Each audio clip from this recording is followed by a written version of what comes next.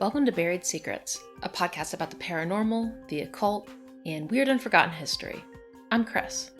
I'm back talking about the Old Alton Bridge, or Goatman's Bridge, in Texas, in North Texas, near Denton.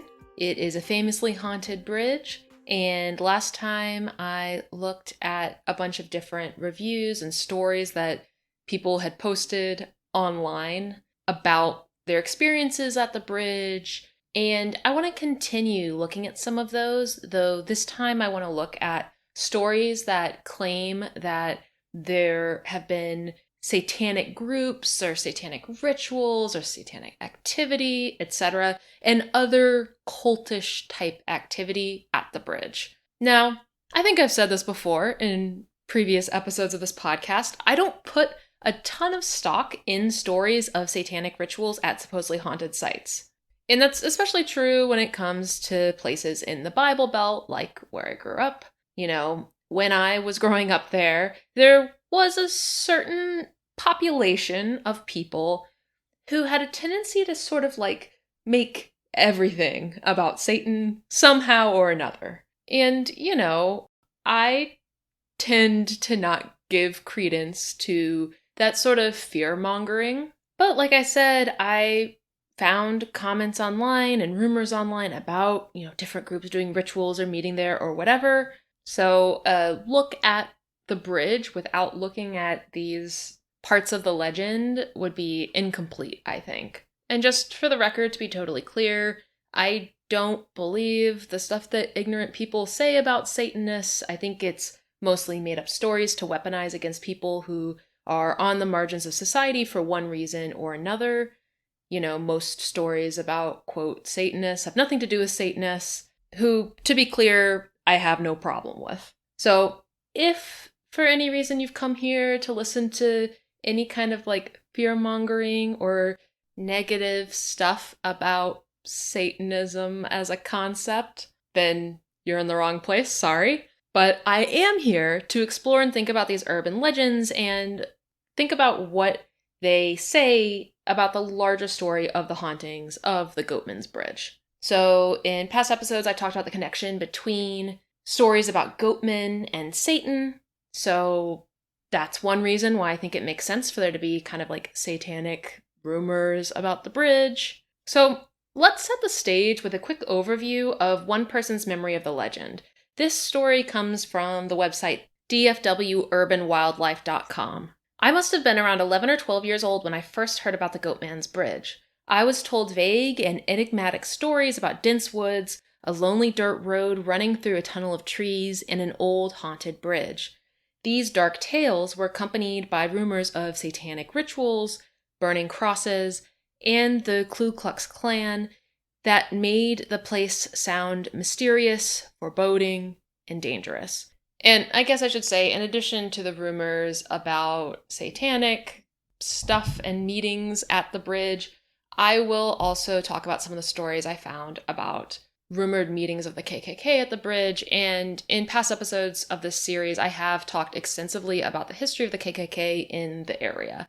So I'll note before I get into that section, it'll be at the end of the episode, but I'll address that as well as satanic rumors. And the reason why I'm grouping them together is because often in stories, they're sort of grouped together or talked about in the same way as kind of like these evil groups meeting in the woods. So that's why I've bundled them together that way. So it sounds like there's always been ambient stories about satanic rituals at the bridge, especially because of the Satanic Panic that swept through the US in the 1980s and into the 90s. This is a huge topic that a lot of people have covered really well, so I'm not going to get super into what the Satanic Panic is here. If you want to know more, then it's probably worth checking out the podcast You're Wrong About, because they have a bunch of episodes that talk about the Satanic Panic, and they go pretty in-depth. And there's tons and tons of other resources online with more info. But I guess for our purposes here, the Satanic Panic was a moral panic. People were accused of being Satanists and abusing children, and it turns out that most of these stories were made up. But that hasn't stopped people who've been accused of satanic type activity from being put in jail, etc. So bad, very bad. And I think its influence on these stories is probably very real, right? Like if there's a moral panic going around in the country, of course, there's going to be rumors about Satanists, behind every tree in the woods, right? So nowadays, I think that the biggest and most repeated concrete claim of satanic stuff happening at the bridge comes from the 2017 Buzzfeed Unsolved episode about the bridge. In the episode, they claimed that a local cop told them that nearby pet stores stopped selling cats in the area because they were being purchased to be sacrificed. One of the hosts told the Dallas Observer, one local police officer says that pet stores around the area stopped selling cats due to the amount of sacrificed cats being found in these woods. Now, I have no idea if that's true. I also have no idea if there might be a explanation for finding dead cats in the woods, right? For example, maybe a coyote or a bobcat was killing cats in the woods. Those are both in the area, and they're predators that I assume could kill cats. And, without more information about who made these claims and what condition the cats' bodies were in, like if they seemed partially eaten or not, I can only speculate on this. But to me, it's a huge logical jump to be like, I found a dead cat in the woods, and to interpret that information as meaning there must be Satanists sacrificing cats. That's the only reason why there might be a dead animal in the woods where a bunch of animals live. And it's worth noting that this type of cat-related Satanist sacrifice urban legend exists elsewhere. There is a popular rumor that you've probably heard if you live in the US about Satanists supposedly sacrificing cats on Halloween. For example, the Daily News, which is a tabloid here in New York, published an article in 1999 called Halloween's No Treat for Coveted Black Cats. So to read a bit from this, and it's just completely ridiculous and suspect. Even if it hadn't been printed in a tabloid, I would have been like, some of these claims seem a little out there. But, So anyway, this is a time when blood rituals take place, said Hedy Litka, director of animal placement at the ASPCA. Black cats are often sacrificed. Such is their popularity that many shelters in New York and around the country ban adoptions of black cats in the weeks and days preceding October 31st to protect them from potentially grisly endings. Black cats are in demand at this time of year, said Sandra DeFeo of the Humane Society, which prohibits adoptions of black cats during most of October and the beginning of November. Now, I will say that the debunking website Snopes has an entry about this urban legend, and it says, it is just an urban legend. There's no reliable source that claims that this is real with convincing information. So, according to Snopes, unfortunately, Halloween has been a time when some people acquire pets, particularly cats, to use as living decorations or for displays of fun and sport, only to discard or abandon them afterwards, as often happens with chicks and rabbits at Easter time. Accordingly, many animal shelters have taken steps in recent years to limit or eliminate the adoption of cats in the days leading up to Halloween by either deferring feline adoptions until after Halloween or by more carefully scrutinizing the prospective adopters. So it talks about, these claims that satanic cults mutilate, torture, and kill cats in, Halloween-related celebrations. And Snopes is basically like, yeah, this policy has definitely been influenced by the widespread belief in satanic cat sacrificing rituals around Halloween, but it doesn't really sound like there's any evidence for that existing.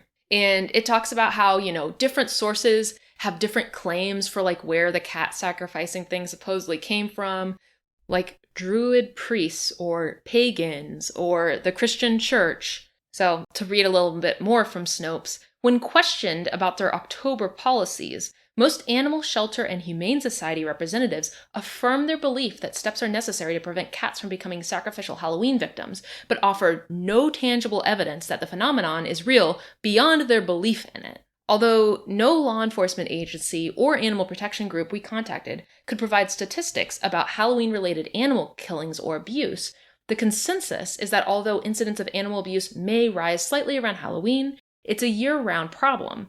and it has far more to do with poorly behaved kids than with organized satanic cults. So I've been saying throughout this series that so much of the legends of the Old Alton Bridge can really be written off as like kids making up stories because they're bored, bored teenagers, etc. And I feel like that's probably true for so many urban legends, right? And the Snopes piece also has some snippets from some pretty ridiculous articles.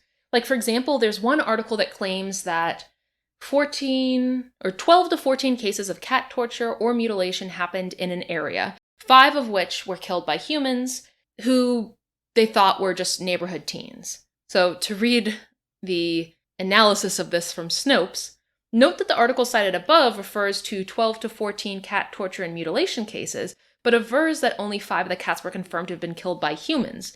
If the other 7 to 9 cases had not been linked to human activity, then why were they reported as incidents of torture and mutilation? The fact is that cats are frequently killed by larger animals, such as coyotes, and through a variety of accidental means, but both types of deaths and unexplained disappearances are often mistakenly chalked up to the work of satanic cults and described as cases of torture and mutilation when the deaths occur around Halloween. Also, I just gotta say, I wrote the part in my script about the cats probably being killed by coyotes before reading this Snopes article, so I was very gratified to see that whatever smart person wrote that article agreed with me. So, again, the Snopes article is basically like, this is an urban legend, there's no evidence. When it does seem to happen, it's bored teenagers and nothing satanic. But, of course, it's a good idea for shelters to have this policy if they're seeing that people are, like, adopting cats as, like, decorative items for their Halloween tableaus.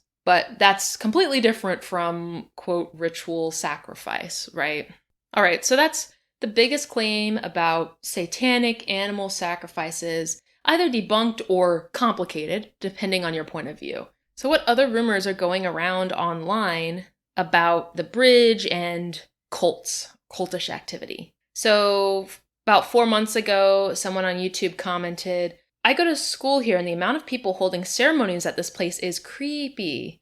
Frowny face. My local friend says that while he doubts that this place was originally cursed, the amount of bad energy here by now is insane. So this is one of those things where it's like, I'm not even necessarily willing to say that like people aren't doing weird ceremonies on the bridge or around there, but I also suspect that it's mostly the usual culprit, bored teenagers, especially if they've heard, oh, there's things you can do to summon the Goatman. Like, of course they're gonna try to do it.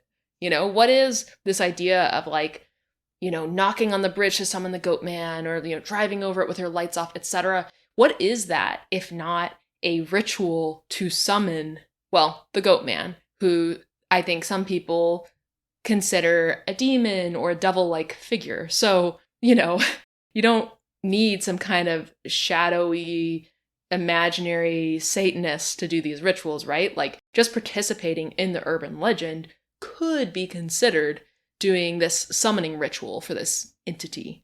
So I don't think the commenter is wrong that, yeah, maybe whether or not it was haunted to begin with, these stories about it and this activity around it from people who want to see if the urban legends are real, that could create something. I totally think that's valid. So I found one comment that I thought was interesting.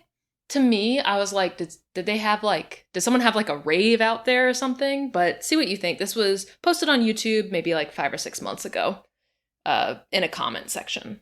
I live in Texas and have been to Goatman's Bridge. It's not that scary, but when I went on a trail with a few of my friends, it started getting scary and the sun was getting real low, so we had to head back. Just to mention, we had no flashlights or food.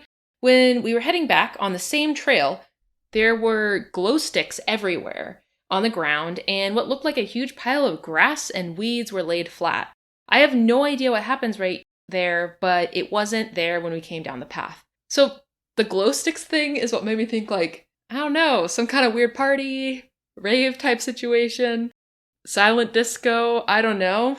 And I don't know what to say about the like flattened pile of grass and weeds. I don't know if an animal would do that, or like how long all of this stuff would need to be set up. So I agree, this is kind of weird, and if they weren't gone that long, it would be kind of strange for the area to seem so changed. So I found one YouTube commenter who alludes to the idea that animal sacrifice happens near the bridge, and this one was posted about 9 months ago on YouTube in a comment section. I used to live by there. Every time passing by night, I would get a dark feeling, angry, or easily irritated, almost like a large spot of negative energy. There is a reason no pet stores in a 10-mile radius sell cats or goats in the area due to people sacrificing them. Deer and birds also avoid the area. So I thought the idea of like deer and birds avoiding the area was an interesting detail. I can't really confirm that, although like I don't think I've seen many stories of people mentioning that they've seen deer in the area.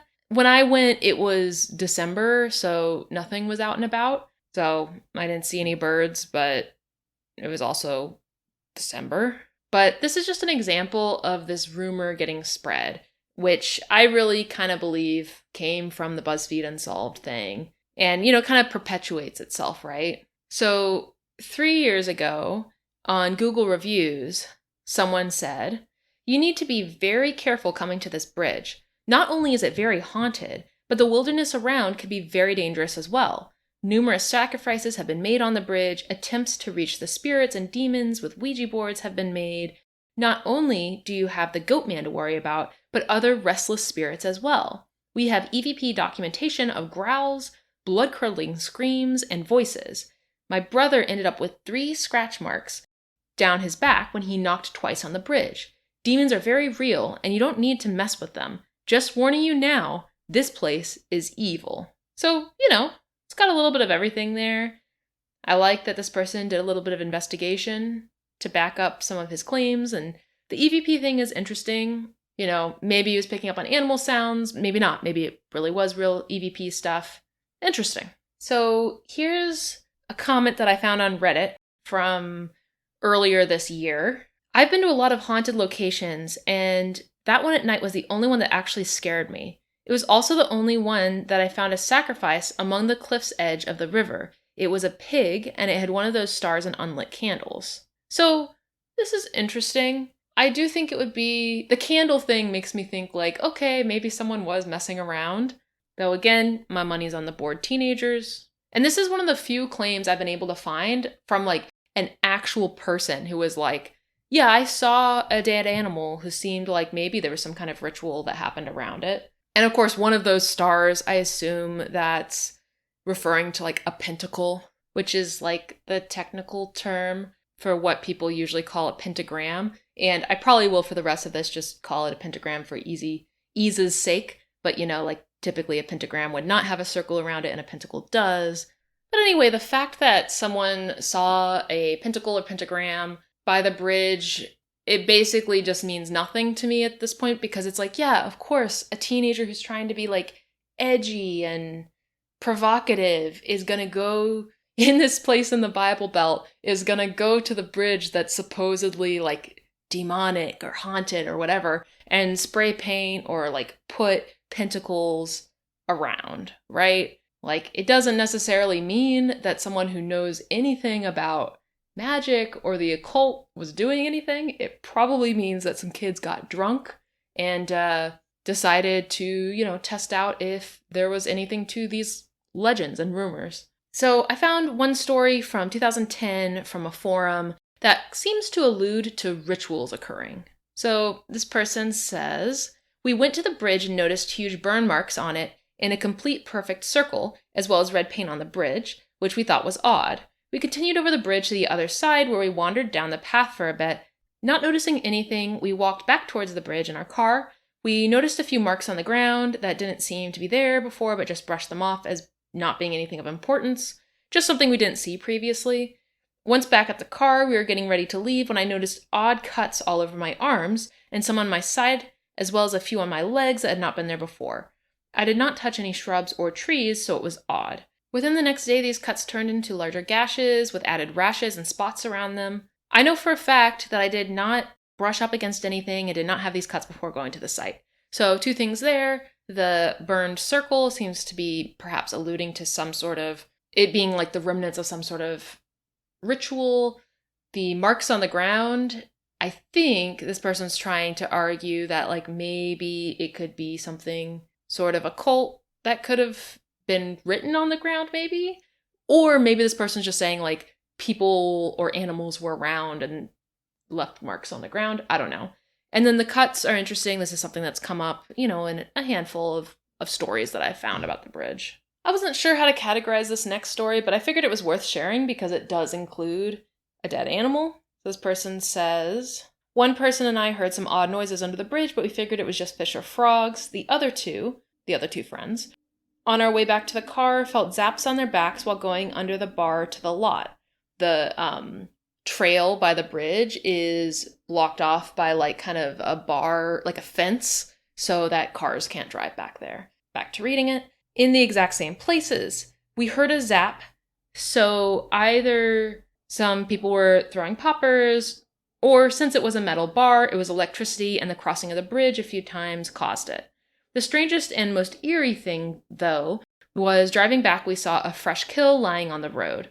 Not roadkill, but the ribs were exposed and blood was still pooling around it. My friend was not wearing her glasses and freaked out and thought it was a goat head. So, some interesting stuff in there. This idea of like a non-roadkill kill in the road is kind of interesting. To me, I would assume that like, I don't know, an animal dropped it after eating what it wanted to eat.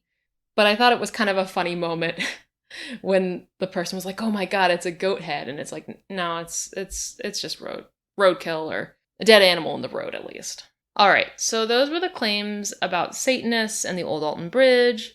Pretty flimsy and interesting, but not much to them. But again, it kind of just adds to this bundle of folklore that's kind of surrounded the bridge, right? So now, unfortunately, I have to talk about the KKK again. Like I said, I've already talked extensively about the KKK's history in North Texas in this series, most comprehensively in the episode This Way to the Goatman. So if you want to know more about that, listen to that episode. So let's talk about KKK activity in the area in more recent times, just to give these claims some context, because I've really only talked about, mostly the 1920s, early 20th century when the second KKK was big.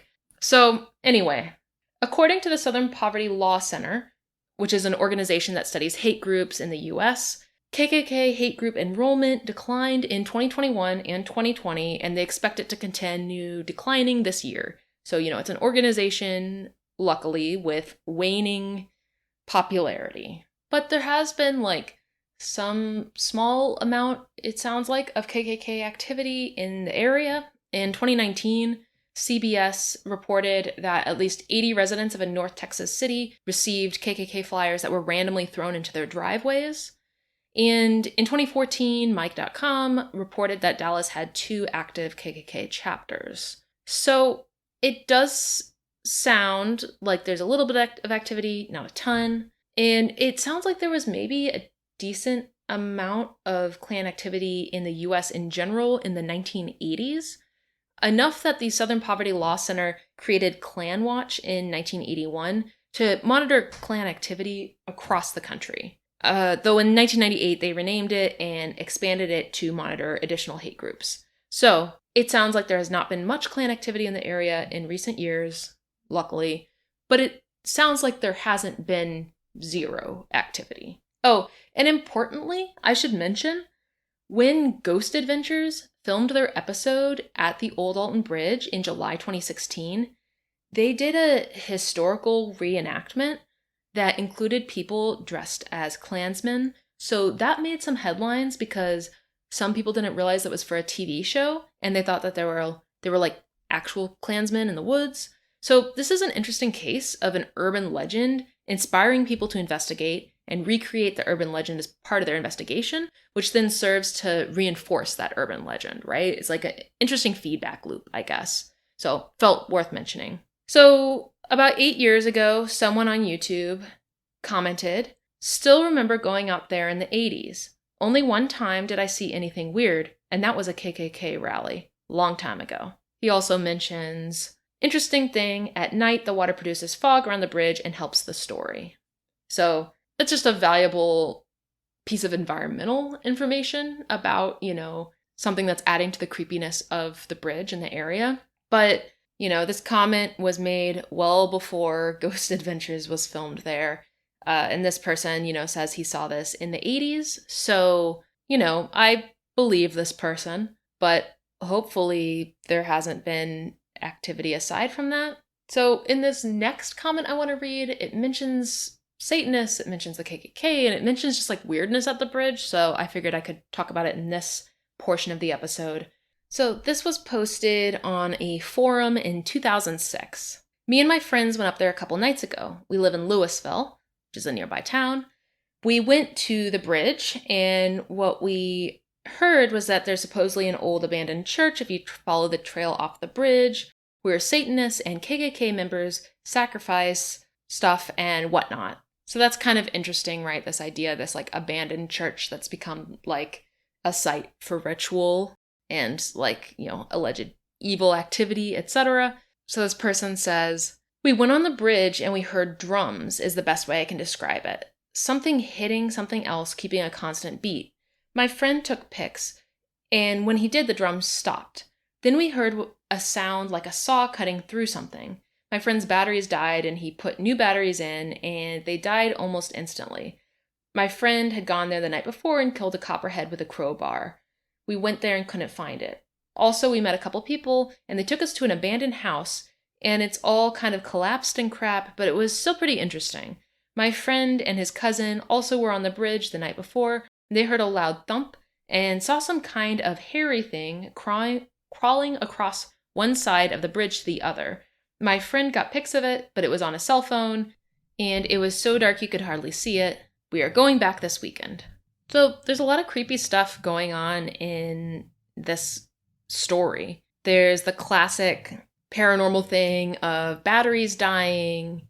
There's the story about Satanists and animal sacrifices, etc. I thought the mention of like killing a snake and then having the snake disappear felt like a little bit of a non sequitur, because it's like, well, yeah, you left an animal out overnight. I'm sure another animal ate it, right? I've heard about this abandoned house. I know there are rumors about like supposedly this abandoned house was Oscar Washburn's house, but that's just not true. That's just part of the urban legend, and my understanding is that that collapsed house is no longer there. I thought that the mention of the hairy thing is like totally terrifying. And again, it makes me think about like some of the Bigfoot type claims that have been made about the bridge. I wish that this commenter had said how big this hairy thing was. Like did it seem like it could just be an animal? Could it be something else, etc.? So in 2007, a commenter on a forum said, "The stories about this place not only include a place of Satan worship, but also a history of clan meetings." A couple of things also from my experiences out there. On certain instances, while walking in the woods again, we also heard sounds of heavy breathing as we walked. Not just in one spot, but almost moving with us. Yes, we might have been breathing a little hard, but this was not us. So again, the quick mention of Satan worship and clan meetings, and then a very interesting mention of like this idea of possibly being like followed by something that's breathing heavily beside you. All right, so that's what I got for this time. I hope that you can't hear the loud music that the people upstairs from us in the apartment upstairs just turned on about a couple minutes ago. I think someone might be doing a workout video or something out there, because there's also, I'm hearing some movement through the ceiling. So, this is a good place to stop it, so that way you don't have to hear the muffled bass of my neighbor's music. But next time I'm trying to decide exactly what I want to talk about in the episode. I might finally talk about the detective work I've been able to do, kind of tracing back some of these legends and like looking for some of these stories, some of the stuff that I talked about in the first episode of this series. I might talk about that. I might talk about, I have like, collected some articles and reports and stuff from paranormal investigators in the area, so I might talk about that. We'll see. But I think I'll probably do at least 2 or 3 more episodes about the Old Alton Bridge, because there's, still a handful of things I want to talk about. But in the meantime, if you want to check out the show notes or any of my sources for this episode, you can go to buriedsecretspodcast.com. If you liked this episode, please tell your friends about it. Please rate and review on your podcatcher of choice, especially Apple Podcasts or Spotify. And if you have any stories about the Old Alton Bridge, please email me at buriedsecretspodcast@gmail.com. Thanks so much for listening.